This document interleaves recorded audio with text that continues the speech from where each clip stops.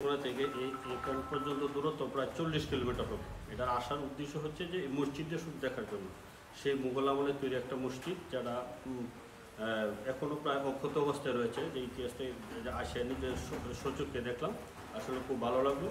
আমরা এই মাদ্রাসার যারা শিক্ষক আছে, ছাত্র আছেন, সবার সহযোগিতা পেয়েছি। আমরা আপনাদেরকে ধন্যবাদ জানাই এবং আপনাদের মাদ্রাসার দীর্ঘতর সাফল্য কামনা করে আজকে ভিডিও এখানে শেষ করলাম। আল্লাহ হাফেজ। বিসমিল্লাহির রহমানির রহিম। আমি এখন দাঁড়িয়েছি নেত্রকোনা সদর উপজেলা গাগরা। এটা হচ্ছে মূলত মসজিদের সম্মুখ অংশ। এই দরজাটা দিয়ে মূলত মসজিদে প্রবেশ করা হয়, আর এটা মূলত পরে তৈরি করছে আর কি তারা। আর এইটা হচ্ছে মসজিদটা। আমি আপনাদেরকে একটু মসজিদের ভিতরটা দেখাতে চেষ্টা করি। এই যে দেখেন, মসজিদে না সর্বোচ্চ একজন স্থানীয় ইমাম সাহেবের সাথে কথা বলছিলাম, সর্বোচ্চ 12 জন লোক এই মুসল্লি একসাথে নামাজ করতে পারে এটার ভিতরে। এটা কারিকাজগুলা সেই প্রাচীনকালে যেভাবে তৈরি করা ছিল ঠিক সেভাবে আছে। এই যে কারিকাজগুলা, এটা মূলত এক গম্বুজ বিশিষ্ট একটা মসজিদ, আমাদের নেত্রকোনার একটা প্রাচীনতম মসজিদ এটা, যেটা আমরা আগে বলছি, যেটার বয়স প্রায় 400 বছর হয়েছে ইতিহাসে। আর এমন মসজিদ আমাদের নেত্রকোনা জেলায় আছে কিনা সন্দেহ আছে।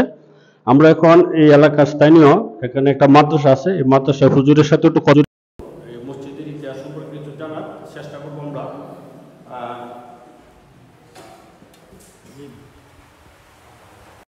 মূলত এখানে একটা মাদ্রাসা আছে, যে মাদ্রাসার প্রধান শিক্ষক উনি আমাদের। আমরা আসলে হুজুর, আরেকটা হচ্ছে হুজুরা এই এলাকারই সন্তান, বা একে যে মাদ্রাসা আছে মাদ্রাসার উনি প্রধান শিক্ষক হিসেবে দায়িত্ব পালন করছে। আমরা হুজুরের কাছ থেকে আসলে এই মসজিদের একটু ইতিহাস সম্পর্কে একটু জানতে চেষ্টা করব, যেটা হয়তো আমি পুরোপুরিভাবে আপনাদের সামনে তুলে ধরতে পারছি না। আমরা হুজুরের মাধ্যমে একটু জানার চেষ্টা করবো। হুজুর।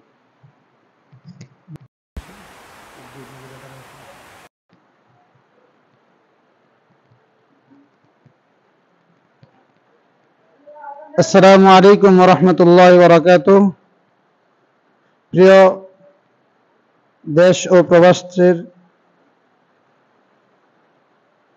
প্রিয় দেশ এবং প্রবাসীর বন্ধুগণ, যে যেখান থেকেই আজকের এই ভিডিও দেখতেছেন,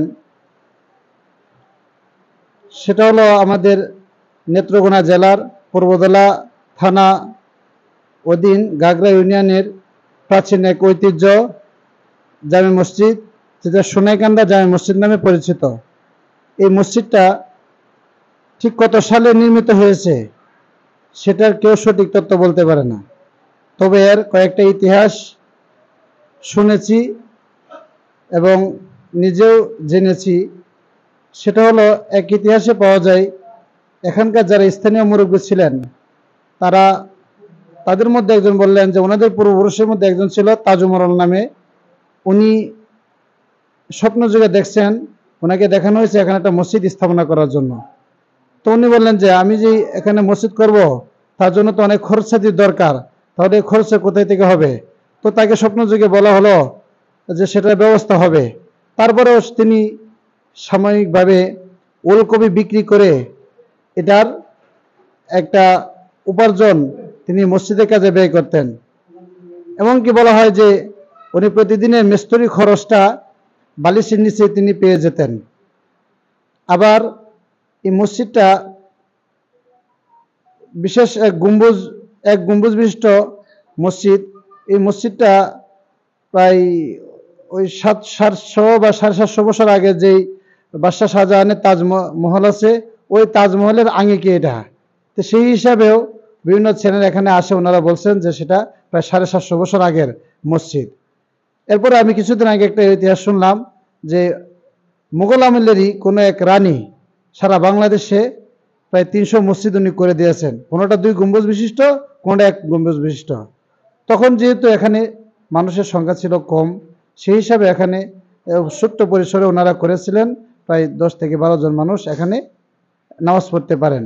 পাশে একটা মাদ্রাসা হয়েছে, প্রায় 7 বছর রানিং চলতেছে, শত ছাত্র এখানে আছে। আপনারা যে যেখান থেকেই এই ভিডিওটি দেখতেছেন, মসজিদটা দেখার জন্য এবং এখান থেকে বরকত নেওয়ার জন্য সবাইকে আসার অনুরোধ রেখে আমি আমার বক্তব্য শেষ করছি। আসসালামু আলাইকুম ওয়া রাহমাতুল্লাহি ওয়া বারাকাতুহু।